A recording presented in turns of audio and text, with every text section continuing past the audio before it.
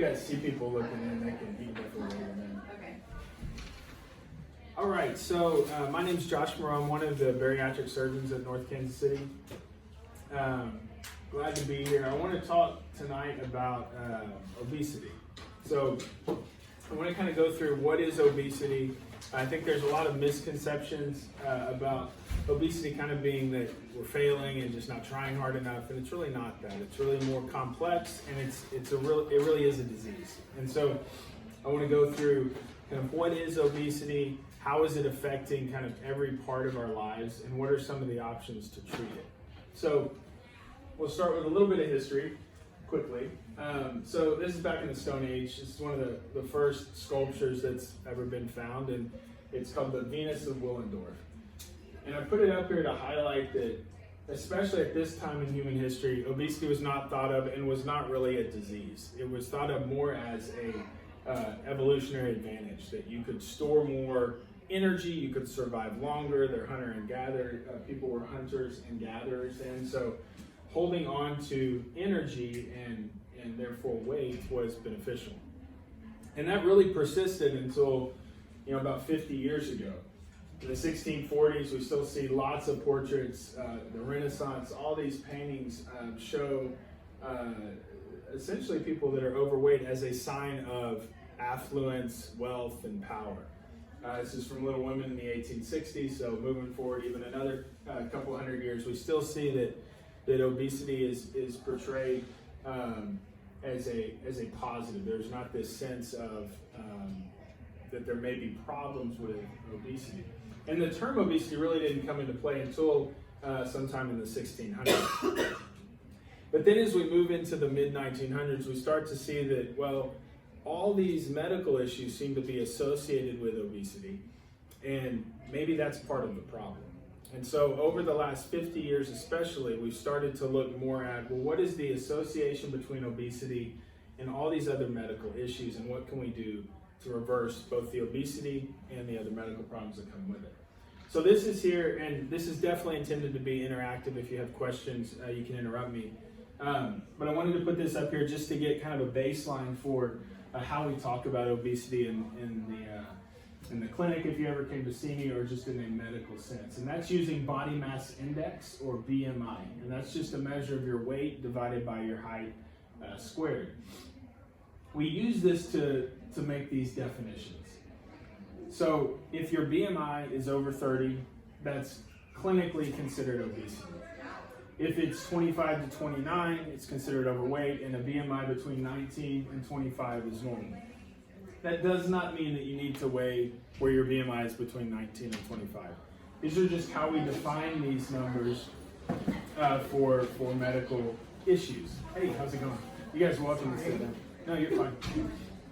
And I was saying, definitely ask questions if you have any. Hey. And there's seats over here too. I can stand behind here so you don't feel too crowded out. All right, so we're just talking about what is obesity from a definition standpoint, and we use a term called body mass index, or BMI, to define that. So looking at your weight and your height, we can calculate a number, and if that number is over 30, that's what we call obesity. So this, the next number of graphs are looking at, or charts, are looking at obesity in the United States. So this is way back in 1985. And if you look here, down at the bottom left, if I'm not blocking it, you see 10 to 14%. So the most obesity from a percentage standpoint in 1985 that we saw across the U.S. was 10 to 14%. So we're just going to jump through these pretty quickly to see what happens. We can just go back. So, right, so you go forward 10 years and all of a sudden we have to add a new category, and it's becoming most of the U.S., right? So now there are plenty of states where almost a fifth of the people that live there are obese. And if we continue to move forward, we start adding more categories. 20% in 1999 is kind of dominating the landscape, and then you start to see a 25, and it just continues to go up and up and up, right? This is scary just to see the colors, and it's why we call obesity an epidemic. It is a problem across the U.S. It's in every state. And if we go forward, this is 2013, I mean, the story doesn't get better, it just gets worse. And so as we get to 2020, and we compare it to 1985, here we had a couple of states with 10 to 14%. On this map, we have no states that are less than 20%. So we've gone from obesity being kind of a thing that maybe you see in a couple of states down in the southeast to it's everywhere. We can't escape it. It's affecting our healthcare system. It's affecting people's lives on a personal level as well. So it is a real problem. And I don't think that many people are just lazy, right? It's not that many people that just aren't trying hard enough. It's a real disease, and we have to think about it like that. So in the U.S., as of 2017, 2018, 42% of the U.S., almost half of adults in the United States are obese. The story is even worse with kids, and we're not really talking about childhood obesity in this talk, but it's just as scary and just as big of a problem. I was talking when I gave this talk a little while ago, and we were talking about, now you see a lot of what used to be called adult onset diabetes in little kids because weight has become such an issue. So in just 28 years, obesity doubled in adults, and in that same time frame, it tripled in kids. So you have health costs over a 10-year period going from 147 billion to 344 billion. And if you look what this is showing, and that's based on that 147 billion in 2008, that amounts to, if you are obese, you're spending on average about $1,500 more per year just on your health care. So it has a real impact on your financial situation, on your quality of life, and ultimately on your quantity of life. And that's what this is showing, right? So if your BMI is over 40, which it does not take a lot to get to a BMI of 40, you're losing, by a lot of estimates, and this is from a well-respected medical journal called The Lancet back about 10, 11 years ago, you're losing almost a decade of life. So just by being obese, you're losing quantity of life. Obviously, I think anybody that deals with obesity on a regular basis would tell you you're also losing quality of life, right? So it's a combination of those two things. But this is it's pretty scary to look at, right? That even a BMI of 30, we start to lose years and years of life, up to a decade if we get above a BMI of 40. And when you get above a BMI of 50, it gets even worse.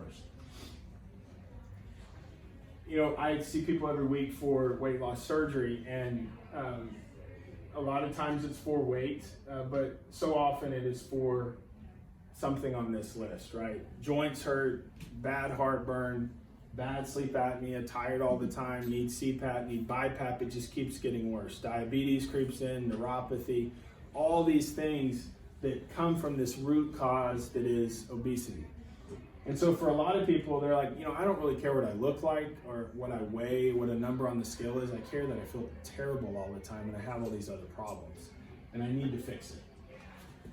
And so why is this happening? And like most things, it is a multifactorial problem that has a multifactorial solution, right? We have to think about these things in a complex way. We can't just think that it's, some simple thing that, if you just eat right and exercise and it'll get better, right? It's not that simple.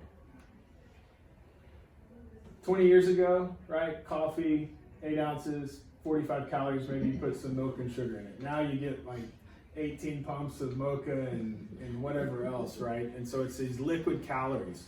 So in this one drink, you have a 300 calorie difference. You do that 3 times a day. All of a sudden, you're taking in more than 1,000 calories than somebody was taking in maybe 20 years before. So we have a consumption problem, right? We're taking in calories that do us no good except to add weight. Just more examples, right? Supersize Me.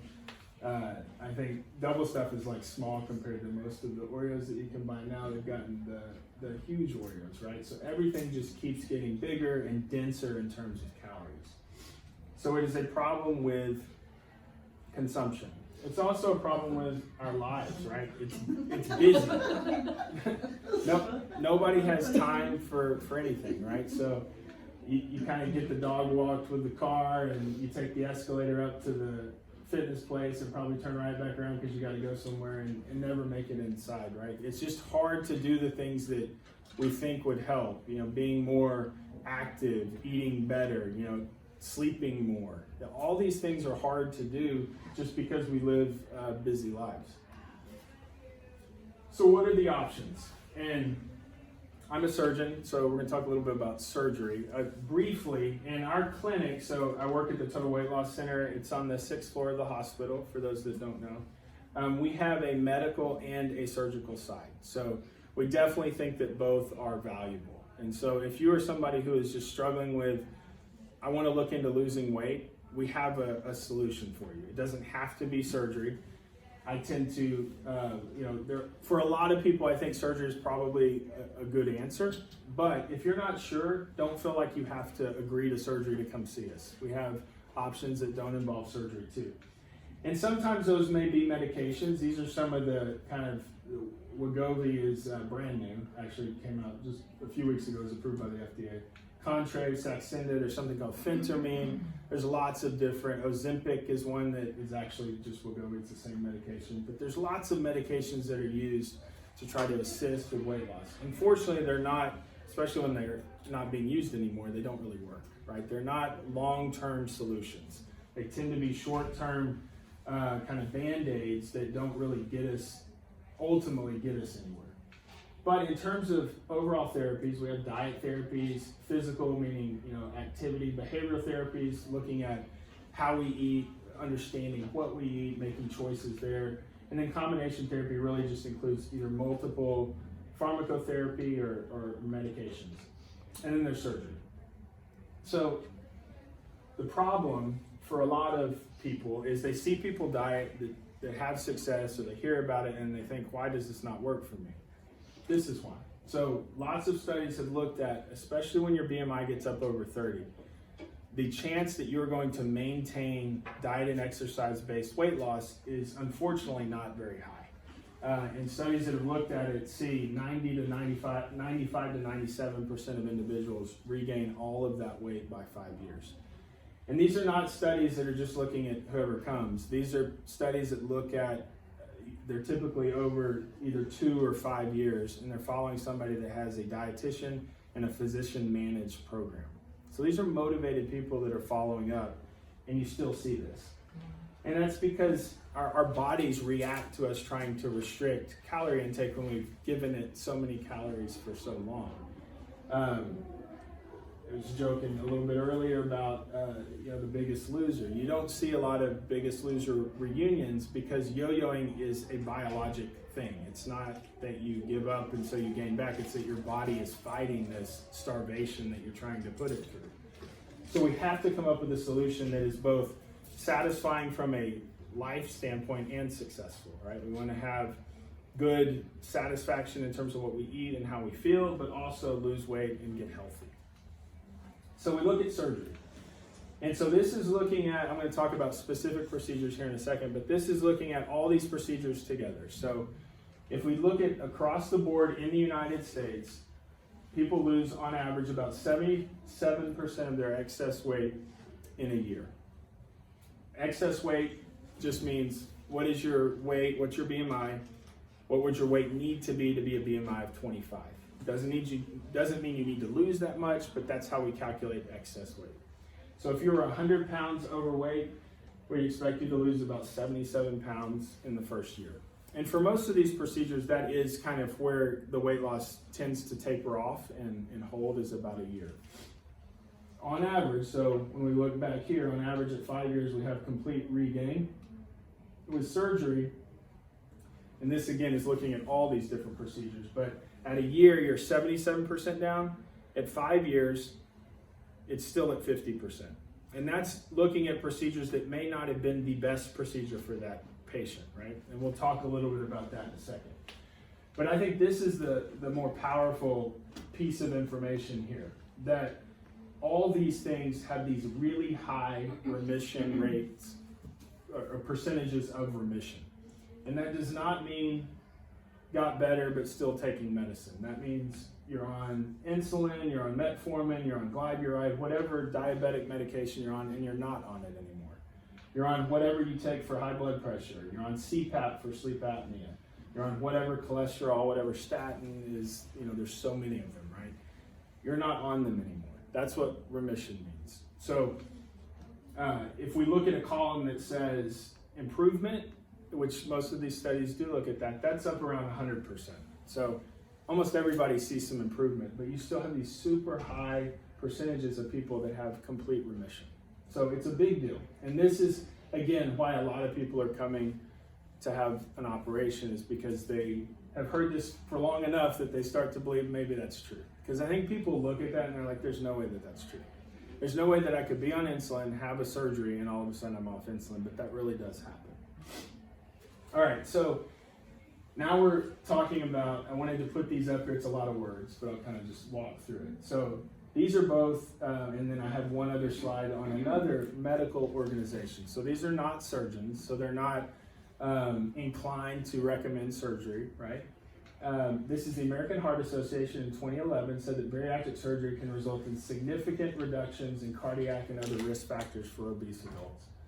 And then the Society for Clinical Endocrinologists said what we've kind of been talking about here, that obesity is a disease state. It is not a social problem, it is a disease state, and we have to treat it like a disease.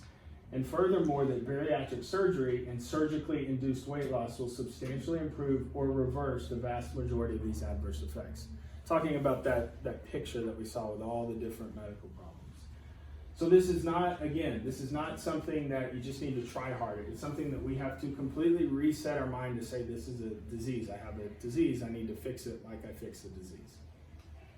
And so this came out in 2018, 3 years ago now, almost 4, where the two big diabetes groups really in the world, but the European Diabetes Association and the American Diabetes Association came together and said, we now recommend for obese patients that have diabetes, we recommend surgery as a primary treatment, as a cure for type 2 diabetes.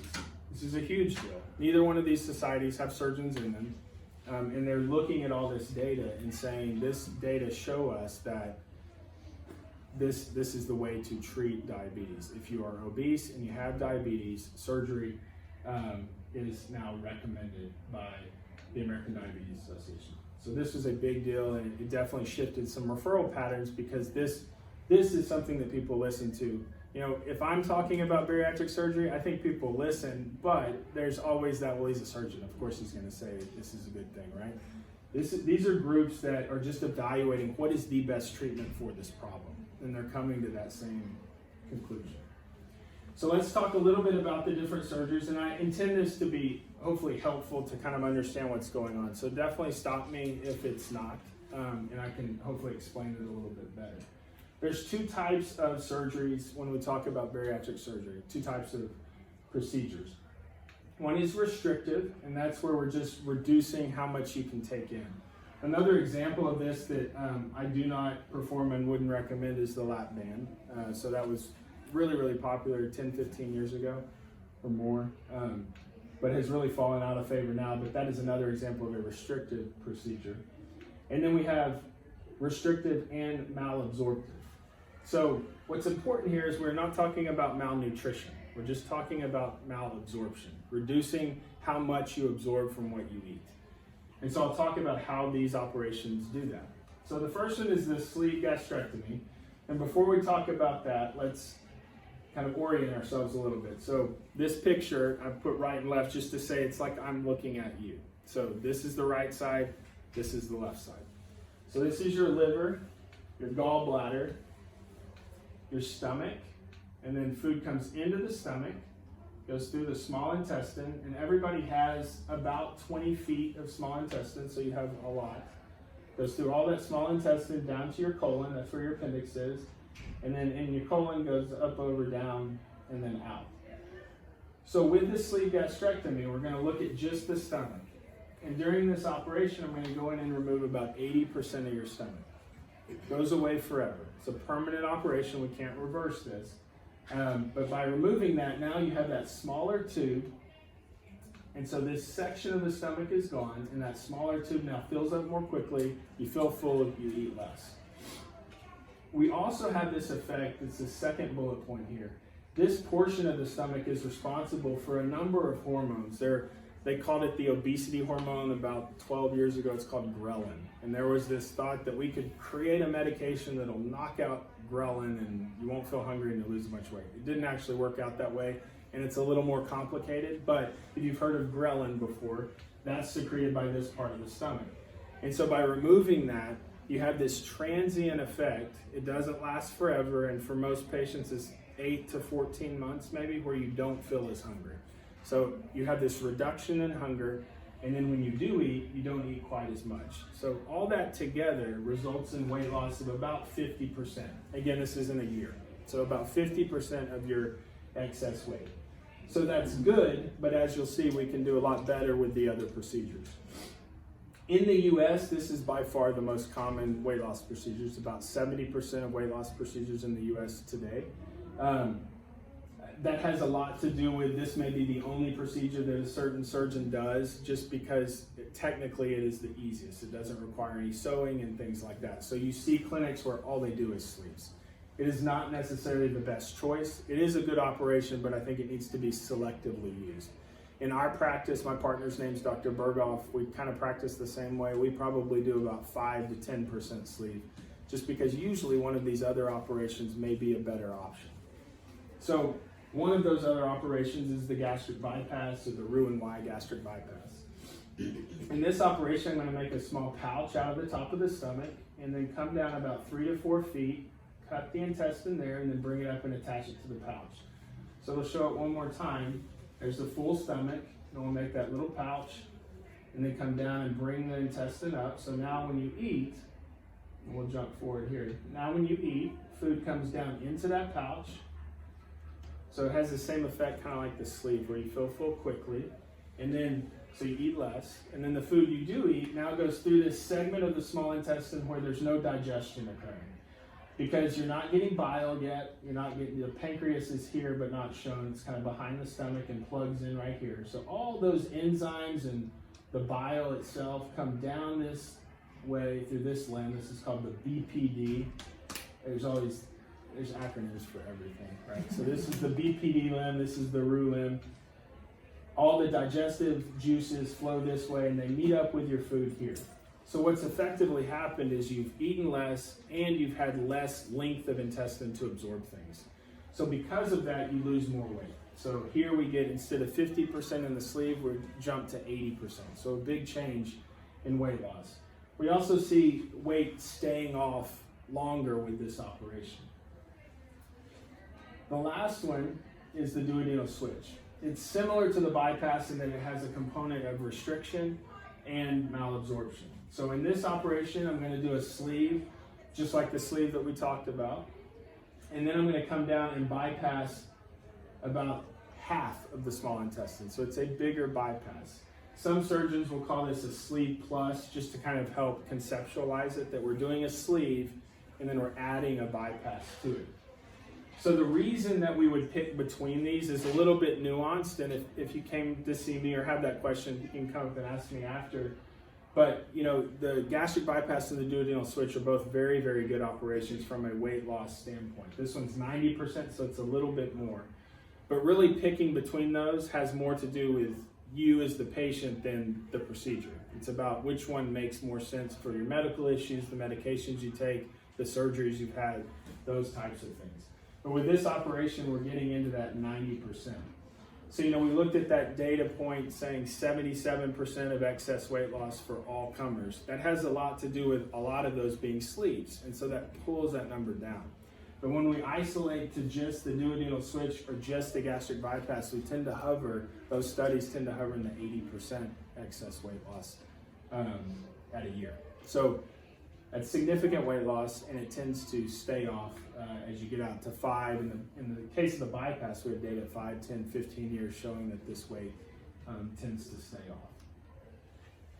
So another thing I'll say about just surgery in general. So one thing that's a little bit different about surgery compared to medicine is if we're talking about blood pressure and Dr. A said you need this medication for blood pressure, say it's metoprolol, and Dr. B said the same thing, you need metoprolol, and they both prescribed the same dose, same medication, you go pick it up, it's going to do the same thing, right? With surgeons, it's a little bit different because I could say I'm going to do a gastric bypass. Surgeon B could say I'm going to do gastric bypass. Surgeon C could say I'm going to do gastric bypass. You could get a different result from each person, right? Because there's a technical component and then there's a how we do it component, right? And so surgery is classically done through big incisions in the belly. We want to avoid that really as often as possible in the obese patient, just because with obesity, the risk of developing either a hernia or an infection approaches about 50% with a big incision like this. So all of these operations that we talked about, we perform through these small incisions. And those will either be with something called laparoscopy, which is little cameras and instruments that we hold in our hands, or robotically, which is also instruments that are in these incisions, but they're controlled at a distance by the surgeon. I put this here just because it is kind of cool technology. We're using high-def images that give us a lot of precision and help to just be able to see things that we really couldn't see before this technology existed. So in this case, the patient is under the drape there. This is the assistant kind of helping load instruments that the surgeon wants to use, and then this is the surgeon at the console. This is kind of showing what we're looking at. But this, all this technology just allows us to do things with smaller incisions, causing less pain. You're going home faster. Your risk of infection is less. We're reducing all that. We don't want to create problems by the way that we do an operation, right? We want to just focus on the good things about the operation and hopefully limit any problems that can come with how you do it. We're never going to do that 100%, right? There are always complications. There are always going to be issues, but we want to do everything we can to limit that. And so doing things through little incisions is part of limiting some of the problems that can come from having surgery. So that's kind of it. The key points, and I've said it I think a few times now, is that if you don't walk away with anything, walk away with the fact that obesity is not laziness. It's not doing something. It's a disease, and we have got to reorient to treating it that way. Treating obesity, however that may be, reverses many of the comorbidities, and there are multiple options for treatment. We kind of talked about the medical options, diet, exercise. But when we get to a higher BMI, surgery tends to be the ideal option. It's the option that's going to give long-term weight loss and get rid of all those other issues. And with any treatment, including surgery, one size doesn't fit all. It's not one procedure for everybody. It's not one medication for everybody. It's come and see us. Let's figure out what works best for you and then make a plan. So we have a table out here if you have questions. Jackie is one of the dietitians at our clinic. So we have 2 surgeons. We have a bariatric dietitian or bariatrician, a medical doctor who specializes in bariatrics, and then we have 4 dietitians. So whatever your kind of wants, desires may be around weight loss, we can hopefully help you with that. And that's about it. Any questions? I'm happy to answer them. Is there an age limit on bariatric surgery for people? As you said, they have a lot of those problems. Is there a point where you think that they're this age and maybe this isn't the right thing for them? So going younger, typically we don't operate under kind of 18 right. For us. However, there's something called teen labs. So there's a longitudinal assessment of bariatric surgery, labs. And so it's looking at over many, many years. And there's actually a teen labs where they're looking at kids having bariatric surgery, but there's a whole nother kind of realm of psychological issues that need to be kind of gone through with surgery in kids. So our clinic, we kind of stop at 18. On the older side, it has a lot more to do with fitness. I don't think she's in here. I was talking to a woman earlier, it's 85. She walked in here and is asking about bariatric surgery. Kind of on its face, we may say 85 is pretty old. And that may ultimately be true, but I usually go more on what your cardiologist say, your pulmonologist. Let's determine your surgical fitness. So I think if somebody's interested in surgery, I wouldn't stop because of your age. I mean, the oldest that I can remember operating on for bariatric surgery is 79, and they did fine. It's just doing things in minimally invasive ways without big incisions really impacts who we can do the operations on. So, but anybody at an older age like that, we're going to do a lot of kind of other testing just to make sure we're making a good decision. Okay. Thank Yes, ma'am. It's covered by insurance. Insurance is now, It depends, like everything, but so there's not an insurance provider that doesn't cover it. It's going to be your specific plan, so your group, right? So Blue Cross Blue Shield doesn't, yes or no. They have plans that cover it, and they have plans that don't. So it kind of depends on what your employer, or if you have private insurance, what your specific plan says. So you can either go directly to the insurance plan or go to your like HR department at work. If you have questions like that, you can also call us. There's a specific code, and we deal with this so often. It's 43644 is the CPT code. Yeah, and then you say, is this an exclusion? If it's not, then we're okay. So, but yeah, we can definitely help with that. We have two folks in our clinic that all they're doing all day long is insurance. Super fun, but insurance stuff. Yeah. Any other questions? How often do you have problems with, you said absorption, but Mhm. like, how do you make sure you have enough nutrition so you don't have like leg cramps or something else? Yeah, no, that's a great question. So the biggest part, I think, to avoid that is to follow up. So I see everybody after surgery 6 times in the first year. So they come in at a week, 6 weeks, 3 months, 6 months, 9 months, and a year. And you see a dietitian every single time. And so it's really important that we do a couple of things. Get in the right amount of protein, right amount of fluid, and then that we check your vitamin levels and make sure to avoid things like that. Cramping, low vitamin D, things like that. For most people, once you get out to, especially after 6 months, most people are on a bariatric specific multivitamin and calcium, which everybody in the room should be on multivitamin, and most people should probably be on calcium already too. So it's not a big change from where we should probably be already. But that's a big concern that a lot of people have, especially if I do something other than the sleeve. What am I going to do about absorption? Is this going to be a problem? And what we see with follow-up is that it generally is not. Now, if people have iron deficiency problems before surgery, they may continue to. So it's not that it'll fix all that kind of thing, but the biggest problem that I see is somebody who had surgery. It's common that somebody went down to Mexico and had surgery, comes back, has not really done any follow-up, and now they're getting into really bad nutritional problems because they took, and this is not a knock on Centrum, but they took Centrum or Adult 1 a day, something that's not bariatric specific, and so they're not getting the right amounts of those vitamins, and that can get us messed up. So follow-up is a really important part to avoid that. if we go to Mexico and get weight loss surgery. Yeah. Oh my God. Don't do that. Maybe I shouldn't have said that. Don't do that. No, trust me, I am not going to do that.